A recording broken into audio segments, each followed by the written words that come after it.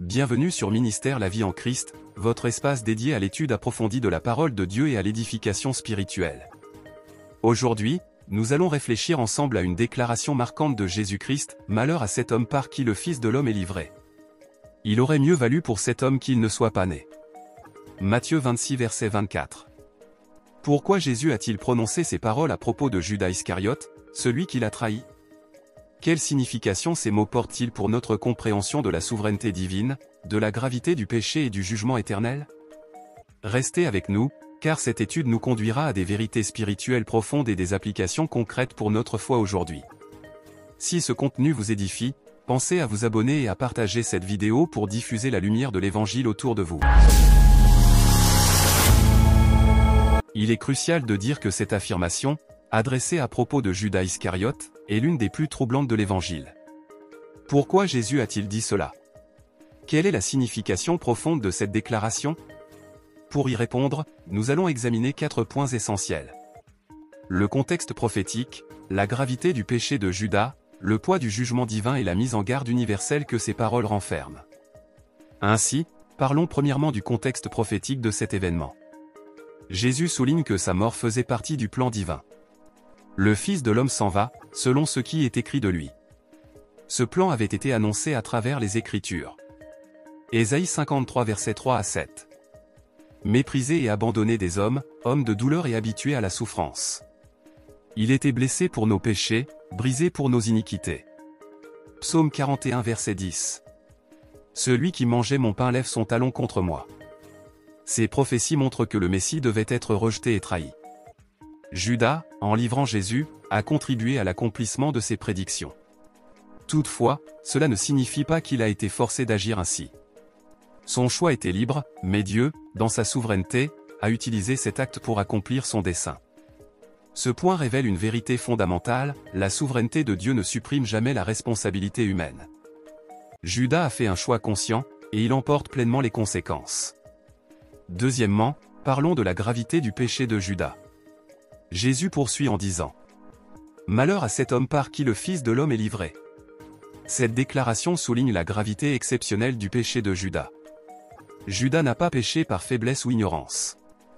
Après avoir passé 3 ans avec Jésus, écouté ses enseignements et vu ses miracles, il a choisi de le trahir délibérément.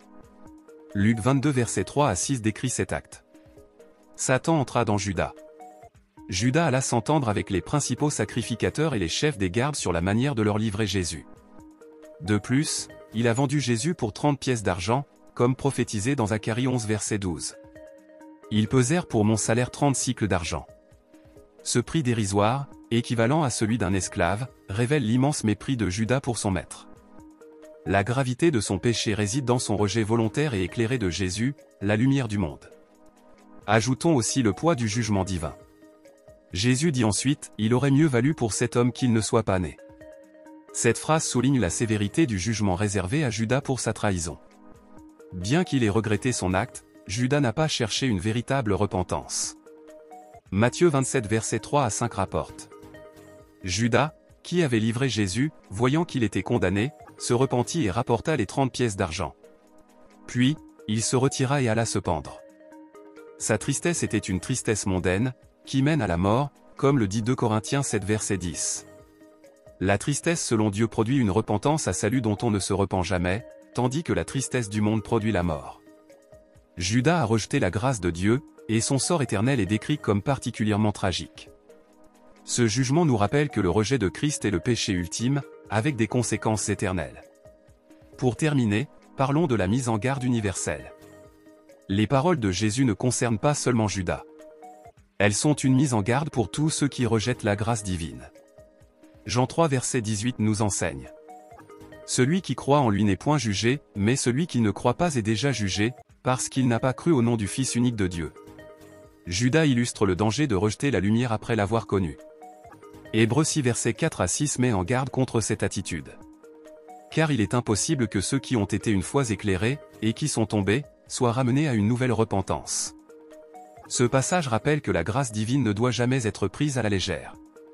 Judas est un avertissement pour tous ceux qui, exposés à l'Évangile, choisissent néanmoins de s'en détourner.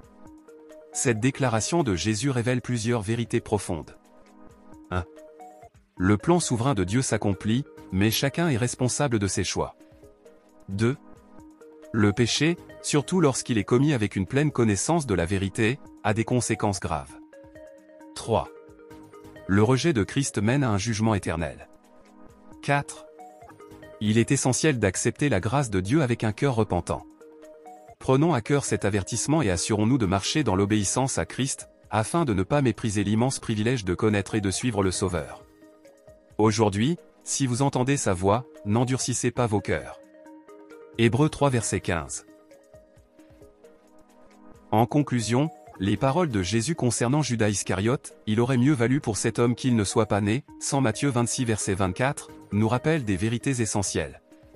La souveraineté de Dieu dans l'accomplissement de son plan. La gravité du péché volontaire, et l'importance de répondre à l'appel de la grâce avec un cœur repentant.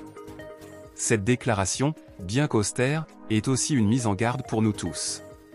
Elle nous invite à examiner nos vies, à ne pas rejeter l'Évangile, et à vivre dans l'obéissance à Christ. La bonne nouvelle, c'est que la grâce de Dieu reste accessible à tous ceux qui se tournent vers lui avec foi et repentance.